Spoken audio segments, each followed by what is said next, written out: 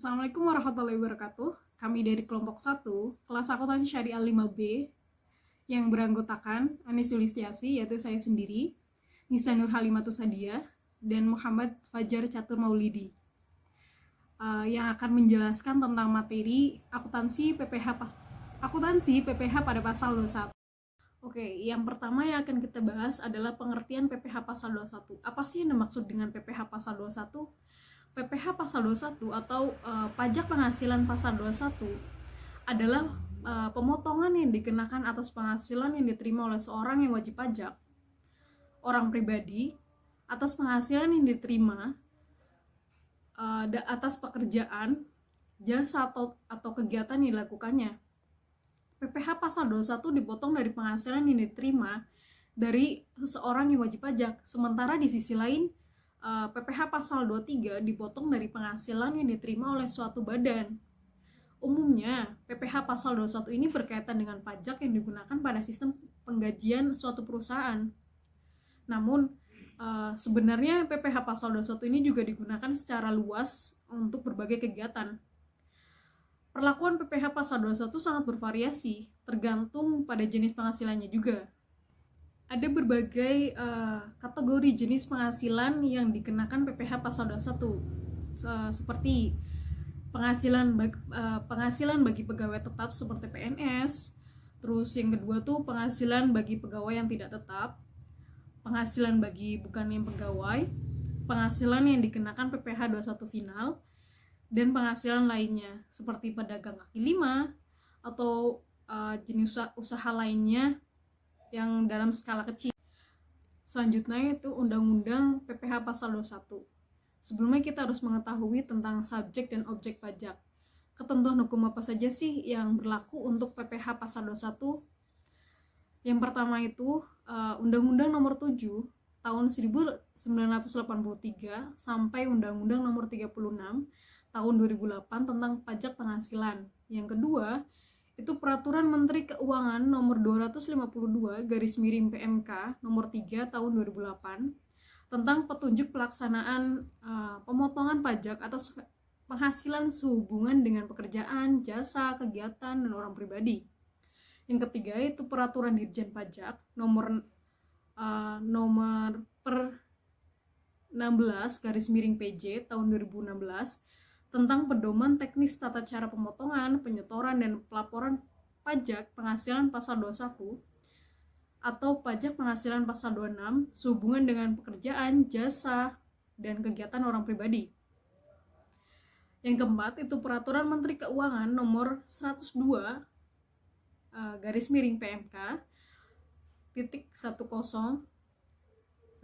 tahun 2016 tentang penetapan bagian penghasilan sehubungan dan pekerjaan dari pegawai harian dan mingguan serta pegawai tidak tetap lainnya yang tidak dikenakan pemotongan menimbang pajak penghasilan. Yang selanjutnya itu Peraturan Pemerintah nomor 68 tahun 2009 tentang tarif pajak penghasilan pasal 21 atas penghasilan berupa uang pesangon, uang manfaat pensiun, tunjangan hari tua, dan jaminan hari tua yang dibayarkan sekaligus. Yang keenam, itu Peraturan Menteri Keuangan nomor 16 PMK nomor 3 tahun 2010 tentang tata cara pemotongan pajak penghasilan 21 atas penghasilan berupa uang pesangon, uang manfaat pensiun, tunjangan hari tua, dan jaminan hari tua yang dibayarkan sekaligus. Yang ketujuh itu Undang-Undang nomor 11 tahun 2020 tentang Cipta Kerja atau UU Cipta Kerja. Selanjutnya itu adalah peraturan wajib pajak pada pasal 21. Wajib pajak atas PPH pasal 21 itu seperti pegawai, penerima uang pesangon, pensiun, tunjangan hari tua atau jaminan hari tua, ahli waris, dan wajib pajak dalam kategori yang bukan pegawai yang menerima atau memperoleh penghasilan sehubungan dengan pemberian jasa.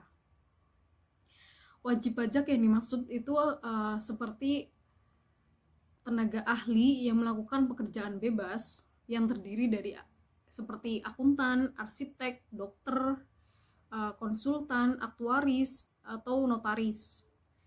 Yang kedua itu seperti bintang film, pemain musik, penyanyi atau pembawa acara, bintang iklan atau sinetron. Selanjutnya, objek pajak PPh pasal 21 itu terbagi menjadi dua. Penghasilan yang dipotong PPh pada pasal 21 dan penghasilan yang tidak dipotong PPh pasal 21. Yang pertama itu yang kita bahas, penghasilan yang dipotong PPh pasal 21 seperti penghasilan yang diterima atau diperoleh oleh pegawai tetap, baik berupa penghasilan yang bersifat teratur maupun tidak teratur.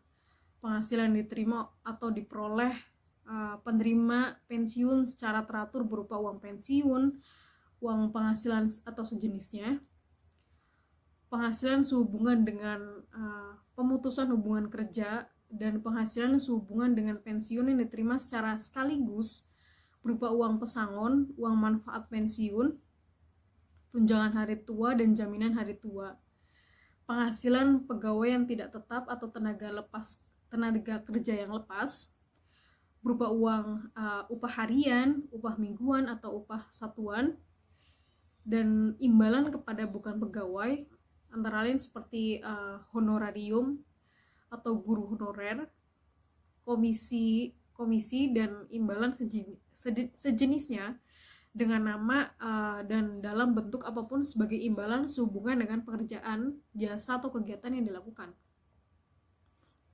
Selanjutnya itu imbalan kepada peserta kegiatan antara lain seperti uang saku, uang representasi, uang rapat, honorarium, hadiah atau penghargaan dengan nama dan dalam bentuk apapun atau imbalan sejenis dengan nama apapun. Penghasilan yang tidak dipotong PPh pasal 21, pembayaran manfaat atau santunan asuransi dari perusahaan asuransi yang sehubungan dengan asuransi kesehatan, asuransi kecelakaan, asuransi jiwa, atau asuransi beasiswa. Penerimaan dalam bentuk natura atau kenikmatan dalam bentuk apapun diberikan oleh wajib pajak atau pemerintah, termasuk pajak penghasilan yang ditanggung oleh pemberi kerja, termasuk yang ditanggung oleh pemerintah, merupakan penerimaan. Iuran pensiun yang dibayarkan kepada dana pensiun yang telah disahkan oleh Menteri Keuangan, seperti tunjangan hari tua, jaminan hari tua kepada Badan Penyelenggara Tunjangan Hari Tua, atau Badan Penyelenggara Jaminan Sosial Tenaga Kerja yang dibayarkan oleh pemberi kerja. Zakat yang diterima oleh orang pribadi yang berhak dari badan atau lembaga ambil zakat yang dibentuk atau disahkan oleh pemerintah. Yang terakhir itu beasiswa yang sebagaimana yang dimaksud dalam pasal 4 ayat 3 huruf 1 UU PPh yang menyebutkan bahwa beasiswa yang memenuhi persyaratan tertentu dikecualikan sebagai objek PPh. Rumus dan cara perhitungan PPh pasal 21, yaitu tarif pajak dikali penghasilan dikurangi pengurang. Bagi pihak penerima penghasilan yang belum memiliki NPWP, perhitungan dilakukan dengan mengalihkan 120 dengan total pajak yang terutang. PPh pasal 21 yang harus dibayar sama dengan 120% dikali PPh 21 terutang. Contoh perhitungan PPh 21. Yang pertama, penghasilan tetap. Satria adalah seorang karyawan swasta yang mulai bekerja di PT AAA pada bulan Januari 2021 dengan status menikah dan mempunyai 2 orang anak. Gaji pokoknya adalah sebesar 10 juta per bulan ditambah tunjangan pada bulan Januari 2021. Yang pertama, tunjangan lembur 1 juta, tunjangan komunikasi 300, tunjangan transportasi 500. Selain itu, perusahaan juga mengikuti program BPJS Kesehatan dan Ketenagakerjaan yang menimbulkan iuran yang harus dibayarkan sebagai berikut. Yang pertama, jaminan kesehatan oleh perusahaan 4% dan oleh karyawan 1%, jaminan kecelakaan kerja oleh perusahaan 0,24%, jaminan kematian oleh perusahaan 0,3%, jaminan hari tua oleh perusahaan 3,7%, dan oleh karyawan 2%, jaminan pensiun oleh perusahaan 2%, dan karyawan 1%. Maka perhitungannya itu sebagai berikut: gaji pokok 10 juta, tunjangan lembur 1 juta, tunjangan komunikasi 300, tunjangan transportasi 500. Jadi total penghasilan dari pemberi kerja per bulannya itu 11.800.000. Jaminan yang harus dibayar oleh pemberi kerja yaitu jaminan kesehatan 4% sama dengan 320, jaminan kesehatan kerja 0,24% sama dengan 24.000, jaminan kematian 0,3% sama dengan 30.000.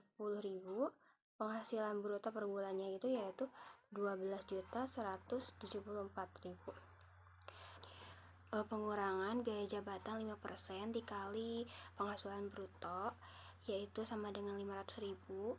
Jaminan hari tua oleh karyawan 2% sama dengan 200, jaminan pensiun oleh karyawan 1% sama dengan 77,05.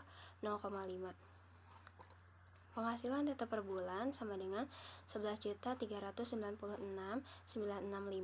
Penghasilan tetap per tahun 136.763.580. Penghasilan tidak kena pajak K per 2 sama dengan 67.500.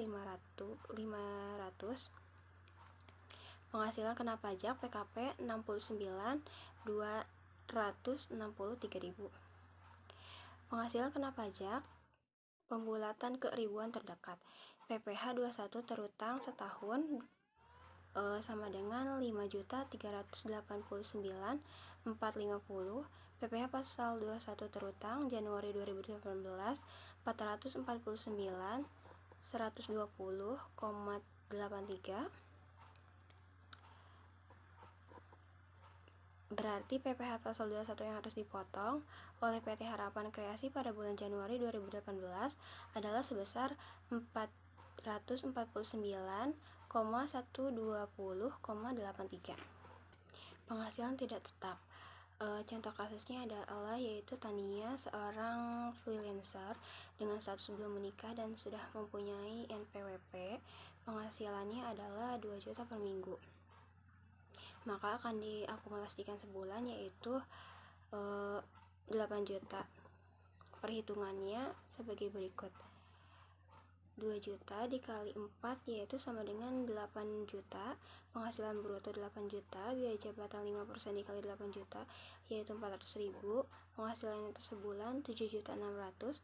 Penghasilan neto setahun 12 dikali 7.600.000 yaitu sebesar 91.200. PTKP setahun untuk wajib pajak tidak kawin yaitu sama dengan 54 juta. Penghasilan kena pajak setahun sama dengan 37.200. PPh pasal 21 terutang 5% dikali 37.200 yaitu sebesar 1.860. Maka PPh pasal 21 dalam 1 bulan yang dikenakan pada penghasilan Tania adalah sebesar 387.050. Cara menghitung PPh 21 dengan metode gross up, PPh 21, gross dan net. Yang pertama yaitu wajib pajak dengan penghasilan tahunan sampai dengan 50 juta dikenakan tarif pajak sebesar 5%. Wajib pajak dengan penghasilan tahunan di atas 50 juta sampai dengan 250 dikenakan sebesar 15%. Wajib pajak dengan penghasilan tahunan di atas 250 sampai dengan 500 juta dikenakan tarif pajak sebesar 25%. Wajib pajak dengan penghasilan tahunan di atas 500 juta dikenakan tarif pajak sebesar 30%. Di sini saya akan melanjutkan perhitungan metode net. Menghitung PPh 21 dengan menggunakan metode net adalah pemotongan pajak di mana perusahaan yang menanggung pajak karyawannya. Contohnya, perhitungan PPh 21 untuk seorang karyawan yang berstatus tidak kawin dan tanpa tanggungan PTKP TK0 yang dijanjikan gaji bersih 8 juta rupiah sebulan. Gaji 8 juta, terus dikurangi biaya jabatan 5% dikali 8 juta dari gaji di atas, sama dengan 400.000 rupiah. Kemudian penghasilan neto 7.600.000 rupiah, penghasilan neto setahun 91.200.000 rupiah. Kemudian dikurangi penghasilan PTKP TK0 54 juta rupiah, penghasilan kena pajak 37.200.000 rupiah. PPh 21 terutang setahun 5% dikali 37.200.000 rupiah sama dengan 1.860.000 rupiah. Kemudian PPh 21 terutang untuk sebulan sama dengan 155.000 rupiah. Kemudian gaji 8 juta rupiah, subsidi pajak 155.000 rupiah, total semuanya total penghasilan 8 juta rupiah. Kemudian selanjutnya metode perhitungan gross. Menghitung PPh 21 dengan menggunakan metode gross adalah pemotongan pajak PPh 21 di mana karyawan yang menanggung pajak. Cara menghitung berapa pajak yang ditanggung perusahaan dengan gaji yang ditawarkan 11 juta rupiah per bulan untuk seorang karyawan yang berstatus tidak kawin dan tanpa tanggungan PTKP TK0. Kita lihat sendiri di situ sama dengan yang sebelumnya. Akan tetapi di sini ada perbedaan pada hitung penghasilan kena pajak PKP sama dengan penghasilan neto setahun dikurangi pendapatan tidak kena pajak. Itu yang membedakannya. Kemudian perhitungan metode gross up. Menghitung PPh 21 dengan metode gross up adalah pemotongan pajak PPh 21 di mana perusahaan memberikan tunjangan pajak yang jumlahnya sama besar dengan jumlah pajak yang dipotong dari karyawan. Tunjangan pajak dihitung berdasarkan besarnya penghasilan kena pajak PKP dengan mengikuti formula lapisan penghasilan kena pajak PKP. Kita lihat sendiri di situ ada 4 lapisan ya. Dan itu ada masing-masing perhitungannya. Kemudian selanjutnya jurnal akru PPh pasal 21. Pembebanan gaji karyawan. Pembebanan gaji karyawan untuk mendapatkan penghasilan kena pajak dilakukan secara akrual basis, artinya bulan Desember yang biayanya pada bulan Januari tahun berikutnya menjadi bulan Desember.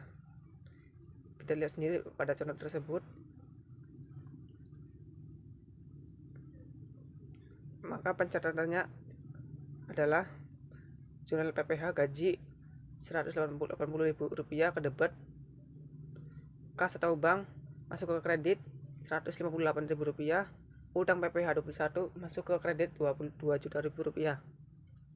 Untuk utang pajak penghasilan pada jurnal di atas harus dilunasi oleh pemberi kerja tanpa dilakukan perhitungan atau jurnal dengan pajak lainnya. Untuk penyetoran PPh 21 ke negara, utang PPh masuk ke debit 22 juta rupiah, kas atau bank masuk ke kredit 22 juta rupiah. Kemudian jurnal payment PPh pasal 21.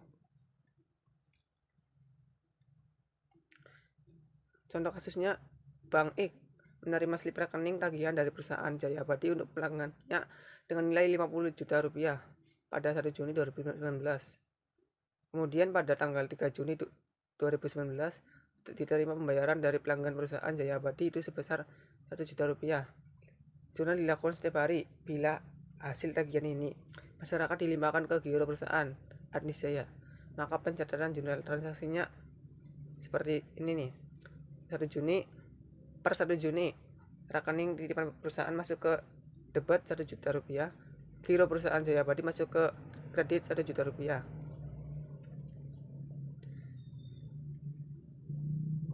Kemudian dari contoh lain ada